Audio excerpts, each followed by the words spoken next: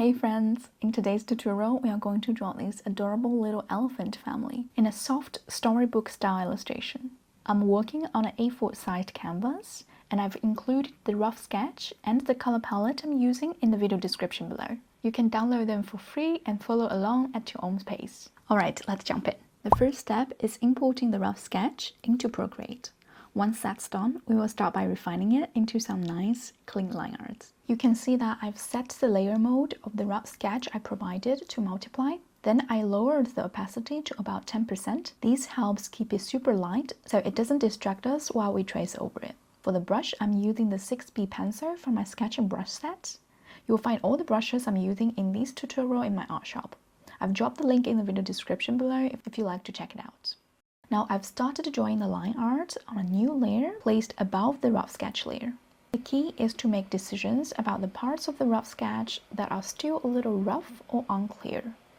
Our goal here is to clarify the shapes, smooth out the lines, and decide exactly where everything should go. This step is super important because it sets us up for coloring in the next part. Once we start adding color, we will need to know exactly where each shape and color block begins and ends, and this clean line art will help guide all of that. Here's an example of a thoughtful decision I made during this step. Take a look at the line on the baby elephant's back and the short line between its two legs. They actually belong to the same part of the body, so even though they look like two separate lines at first glance, they actually can be connected as one continuous shape. That is why when you're drawing clean line art, it's important to think about those little details. It's not just about tracing what you see, you also want to be aware of the invisible structure underneath. It's these small intentional choices that make your drawing feel clearer and more polished. So take your time with this step. It's not just technical, it's thoughtful too. Now that we've finished the clean line art, it's time to move on to the base colors, also called the local colors. The first thing I do is group the final line art and the original rough sketch layer together, and I name these grouped line art to keep things nice and organized. Next, I set the final line art layer mode to multiply and gently lower its opacity. This way, the lines still stay visible but not too bold, so they won't overpower the colors we're about to paint underneath. It also makes it easier to focus on the shapes while still using the sketch as a clean guide. Once that's done, we are ready to begin filling in the base colors on a new layer placed just below the line art. You'll notice here I'm showing you a simple way to practice your color sense. Instead of just using my palette, I encourage you to try picking the colors yourself based on what you see. It's a great way to build confidence in choosing colors digitally. Tips like these are something I share often inside my real-time hour-long step-by-step tutorials, which are only available through my membership. Each tutorial includes a PSD workbook file so you can open in Procreate to follow along. Plus, you will also get access to our private Discord community where you can ask me questions and chat with other members. This video is actually the launch of my membership, and right now it's still in early bird access. I'm uploading around 3 to 4 new tutorials every month, so it's perfect time to jump in before the full library is up and the price goes up. If that sounds fun, you will find the link in the video description. I'd love to see you there. Alright, let's jump back into the tutorial. For laying down base colors, I'm using my favorite chalk brush. It has a soft texture that works beautifully for this children's book illustration style. One important tip during this stage is to keep each color block on its own layer. That will make things much easier later on when we start adding shadows and highlights. For example, here you can see that all the layers of the mama elephant, her body, clothes, head and so on are all on separate layers. Then I grouped them together to keep everything nice and organized. Now as I move to the baby elephant, I'm doing the same thing. I've created a new layer, as you can see here as layer 13. And I'm keeping the body and head on their own individual layers as well. This way, everything stays clean and easy to adjust later on when we move into shading. Now, one thing to keep in mind when you are filling in the base colors, especially around the edges, is to start with a small brush. You can see here I begin by carefully tracing along the edges with a small brush, following the clean line art we created earlier.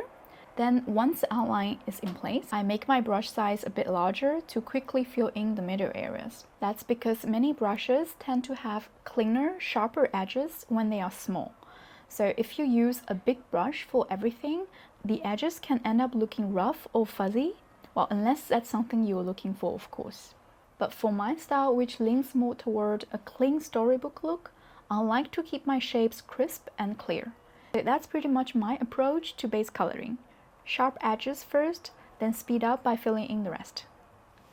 And one last thing I do before moving on to shading, since I usually don't keep the line art in my final illustration, I always do a quick check for any small gaps or white spaces left between the color blocks. So I turn off the line art layer and take a close look, especially at areas where two colors meet. If I spot any gaps, I go to the correct layer and simply paint over them to fill everything in. This way, the final illustration can look fully colored without any unpainted edges showing through. Now we are ready to move on to the next step. As you can see in step 2, all of our base colors still look pretty flat. Each shape is just filled with one single solid color without any light or shadow. So in this step, we are going to start adding volume by introducing lighting texture. The first thing I'm doing here is alpha locking each of the color block layers we created in step 2. This way, any new color we add will stay neatly inside the shapes we already laid on. The lighting logic itself is very simple. Areas closer to the light source will look brighter and more saturated, while areas farther away will appear darker. For this step, I recommend using the grass texture brush, which is included in my texture brushes brush set. That said, during the full tutorial, I actually demonstrated how any of the texture brushes from that brush set can work for this stage. I switched between a few different ones just to show you the different effects you can get. So don't worry too much about picking the right brush. What matters most here is following the lighting logic we talked about. As long as you use a brush that gives you a bit of texture, you're good to go. Just choose the one that gives you the kind of finish you like. Once each color block starts to show a light side and a shadow side, you will notice the shapes begin to feel more three-dimensional. And with that, we are ready to move on to the next step. Now we've reached the final step. And this one is super important because it really brings the whole illustration together. First, create a new layer above all the other layers from the previous steps. I like to name this layer Final Touches. Then switch to a brush from the sketching brushes brush set. I'm using the multi-use pencil here. So what exactly are we doing in this final step? This is where we add both the brightest highlights and the deepest shadows to finish this piece. For the highlights, I painted directly on the Final Touches layer. I usually add small pops of lights in the eyes and sometimes a bit of shine on the cheeks to make the character feel more lively. Next, for the shadows, I create another new layer and named it Final Touches Multiply.